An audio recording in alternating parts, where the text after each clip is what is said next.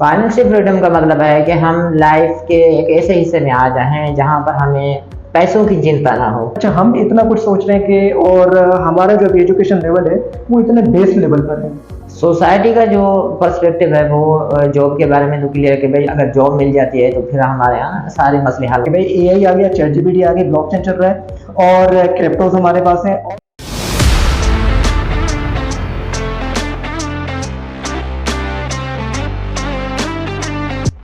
Welcome to the third episode of the podcast with Sattar. सो आज हम थोड़ा जनरल डिस्कशंस करेंगे इरशाद के साथ। इरशाद जो कि मेरा पार्टनर भी है और कॉलीग भी रहा है। सो काफ़ी सारी हमने चीज़ें एक्सपीरियंसेस हमने साथ में करी हैं, बट एजुकेशनल बैकग्राउंड हमारा कोई डिफरेंट हो गया। वो थोड़ा एकेडमिकली ज़्यादा चला गया तो मैं ज़्यादा प्रैक्टिकली चला गया। तो उस हिसाब से हमने काफ़ी लाइफ के एक्सपीरियंसेस लिए। हमने सोचा कि आज एक पॉडकास्ट की शक्ल में, एक वीडियो की शक्ल में जितनी भी हमने एक्सपीरियंसेस हमने लिए हैं तो आप उन लोगों से जो है वो कुछ सीख सकें और हमारी भी कन्वर्सेशन कंटिन्यू हो सके। सो इरशाद से शुरुआत करते हैं। इरशाद, कैसे हैं आप? खैर अल्लाह के एहसान। सबसे पहले तो आपकी मेहरबानी जो आपने इस पॉडकास्ट में जो पार्टिसिपेट करवाया। बेसिकली जिस तरह से आपने बताया कि हमारा बैकग्राउंड एजुकेशन जो था वो साथ साथ था। मैट्रिक तक हमारी एजुकेशन साथ चली। फर्स्ट ईयर इंटर के बाद आप और हम जो थे अलग हो गए थे। लेकिन आप में मैंने एक अच्छी चीज़ ये बात नोटिस की कि आप शुरू में ही ना नई नई चीज़ों को एक्सप्लोर करते थे, नई नई चीज़ें ट्राई करते थे। लेकिन मैं जो चलता था एक फॉर्मल तरीके से, जिस तरह से आम बच्चे सारे चलते हैं, वो क्लासिक तरीका जो फॉलो करते थे। भाई मैट्रिक के बाद हमने जाना होता है प्री मेडिकल में, प्री इंजीनियरिंग में, उन बच्चे चले जाते हैं। इंजीनियरिंग वाले ये कोशिश करते हैं कि भाई 11वीं 12वीं में एकेडमिक सेशन टच कर लें, एंट्री कर लेते हैं, साइंस सब्जेक्ट ज़्यादा पढ़ लेते हैं। उसके बाद वो समझते हैं कि भाई अगर हमारा किसी एक इंजीनियरिंग यूनिवर्सिटी में एडमिशन हो गया तो हमारे लिए बड़ी कोई अजीम बात हो गई, अजीम कारनामा हो गया। तो मैं भी इसी तरह ही सोचता था, लेकिन आपकी स्टोरी अलग थी। उसके बाद जिस तरह से मेरी एडमिशन भी हो गई इंजीनियरिंग यूनिवर्सिटी में, लेकिन फिर मैं जो है वहाँ पर पहुँच कर कुछ चीज़ें नोटिस की।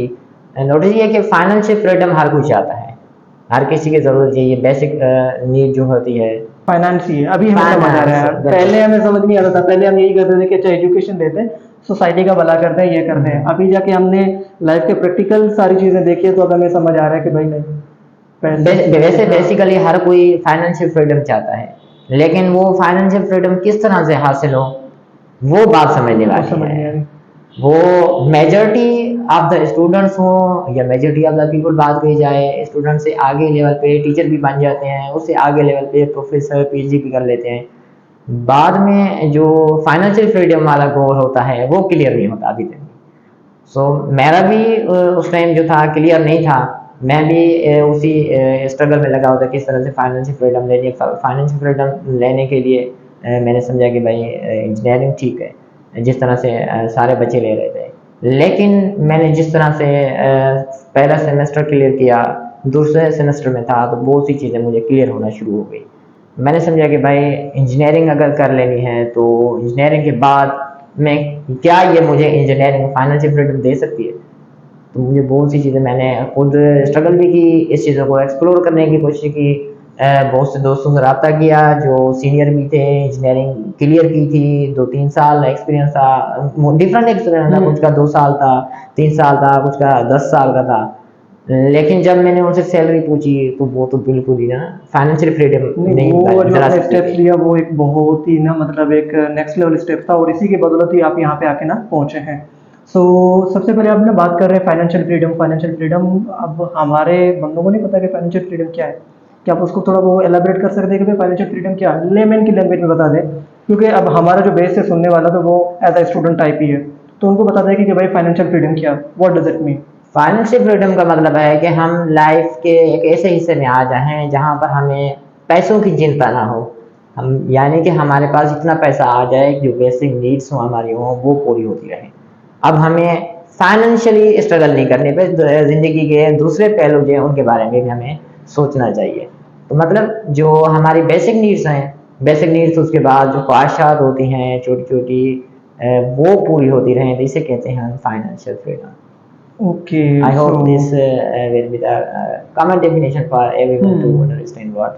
Financial freedom. क्या आप अभी फाइनेंशियल फ्रीडम, क्योंकि मैं तो आपके बारे में जो जानता हूँ कि आपने एजुकेशन ली, अभी आप एजुकेशन डिपार्टमेंट में आपकी जॉब है, गवर्नमेंट जॉब है, और अभी आपने सिविल सर्विस पब्लिक कमीशन के लिए भी आप जो है वो शॉर्ट लिस्टेड हुए थे। तो आप तो काफ़ी अच्छा कुछ हो गया, क्योंकि गवर्नमेंट जॉब में है तो आपको पता है कि गवर्नमेंट जॉब एक होता है कि भाई फाइनेंशियल फ्रीडम का एक वे होता है। तो क्या आप इसको किस तरह से वे देख रहे हैं? क्या इससे फाइनेंशियल फ्रीडम आ सकती है, क्योंकि आप तो उसी के अंदर इन है? मैंने पहले बात कही थी कि हर बंदा फाइनेंशियल फ्रीडम चाहता है। मेजॉरिटी ऑफ द स्टूडेंट वो जब यूनिवर्सिटी में होते हैं, पढ़ रहे होते हैं, तो उनका यही गोल होता है कि हमारे यहाँ जॉब होनी चाहिए। कौन सी जॉब? गवर्नमेंट जॉब भाई।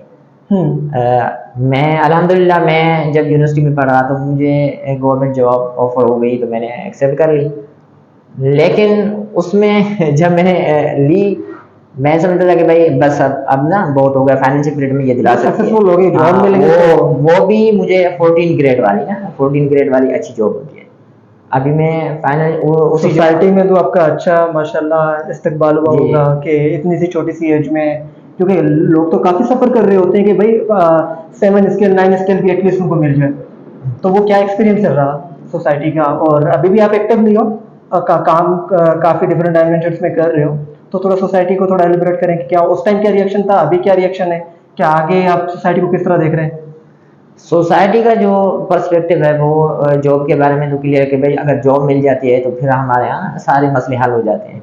लेकिन जॉब मिलने के बाद जैसे हमें मिली है, या हमारे और टीचर जो पढ़ा रहे थे पहले, उनको देख के, मैं खुद को देख के अगर बात कहूँ कि भाई फाइनेंशियल फ्रीडम तो ये नहीं दिला सकती, ये तो बेसिक नीड्स भी नहीं पूरी कर वैसे सकती। नहीं होते। इस ज़माने में जहाँ महंगाई ज़्यादा है और बहुत सी परेशानियाँ, नीड्स बढ़ गई है, ज़रूरत हमारे यहाँ ज़्यादा हो गई है, तो उसको देखते हुए जॉब जो थी, जॉब जो है ना, उस पर सिर्फ रिलाई करना मैं समझता हूँ कि बड़ी बेवकूफ़ी है। बड़ी बेवकूफ़ी। उसी को मैंने जहन में रख के ना स्ट्रगल करना शुरू की, जो एजुकेशन के अलावा, जिस तरह से अभी मैं डिजिटल फील्ड में आ चुका हूँ। सो डॉलर हसलर्स के बारे में जो हमारा कोचिंग वहाँ पे चल रहा है, जो इंस्टीट्यूट चल रहा है, उसमें आप थोड़ा बताइए कि वहाँ पे क्या सूरत हाल है, क्योंकि आपके पास तो डेटा है कि वहाँ पे किन चीज़ों की नीड है, क्या करना चाहिए, कहाँ कौन से स्टेप लेने चाहिए पेरेंट्स के लिए भी और स्टूडेंट्स के लिए भी। समझता हूँ कि दुनिया जिस तरह से बदल रही है, डिजिटली आगे बढ़ रही है, तो हमें भी उस रफ्तार से चलना है और डिजिटली इन लेना है, हमने डिजिटल तो शिफ्ट होना है। सिटीज़ में जो देखा है रुझान, वो तो इस फील्ड में है ही है, वो समझ चुके हैं इस इम्पोर्टेंस को, डिजिटल इम्पोर्टेंस को समझ चुके हैं।